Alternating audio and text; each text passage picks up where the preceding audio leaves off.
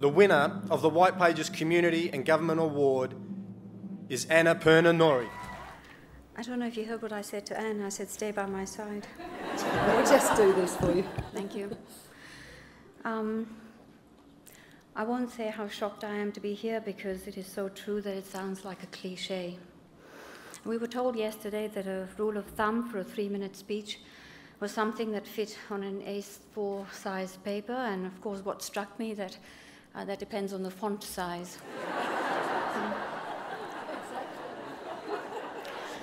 I would like to begin by acknowledging the traditional owners of this land we are meeting on and to point out that I am dressed in the colours black, red and yellow.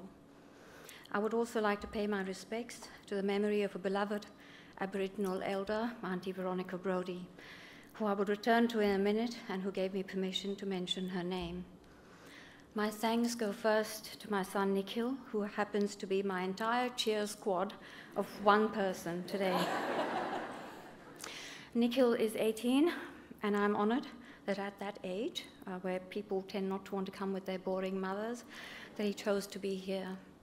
My children are my wealth, and I'm deeply touched at his and his siblings' belief and pride in me.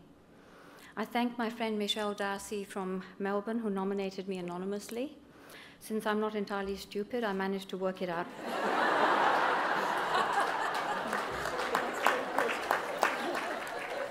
White Pages.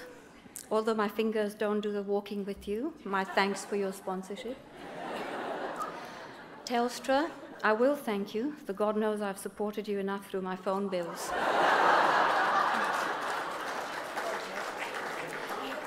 And I must thank my colleagues, Colleen Hanlon, Marla Briscoe, and Peter Hobbold.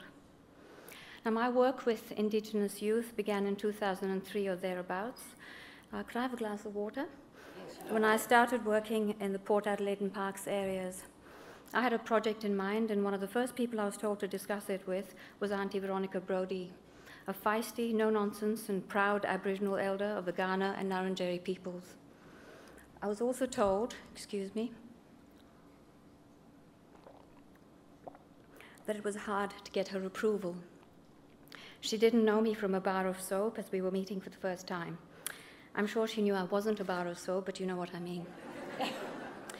She listened to what I had to say, looking at me really intently. And then she was silent for a long time, and I got very nervous, thinking, my God, have I been culturally inappropriate? Finally, she said to me, you're all right. If you were white, we wouldn't trust you. If you were black, there could also be politics there. But you're brown, and you're all right. And that was that, and there was no looking back.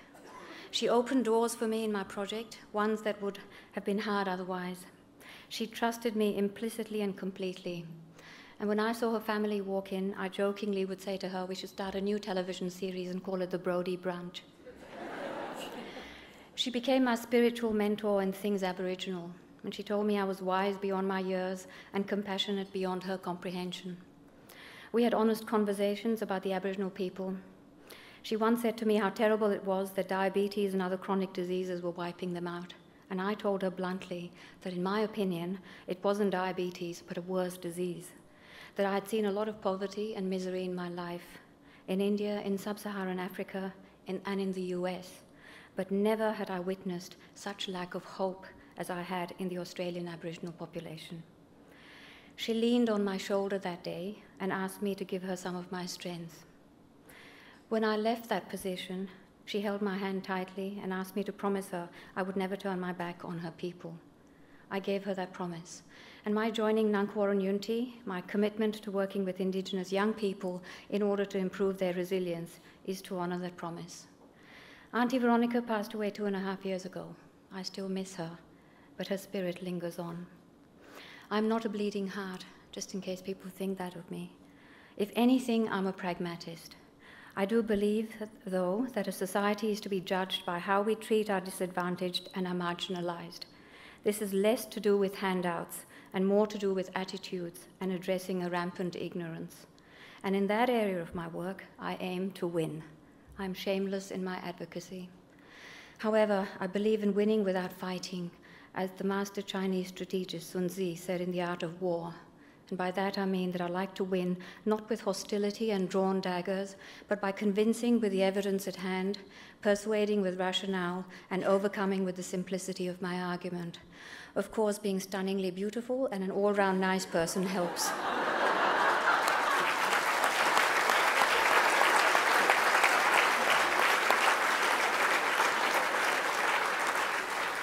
I believe this award is an acknowledgement that the Aboriginal voice is important to the mainstream, and I am but an advocate. So Telstra and White Pages, I thank you once again. I salute the other finalists in my category, any of whom could have won today. My thanks to the judges Kathy and Michelle for seeing something in me. Finally, I accept this award in memory of Auntie Veronica and all the hope that I carry in my soul for her people. Thank you.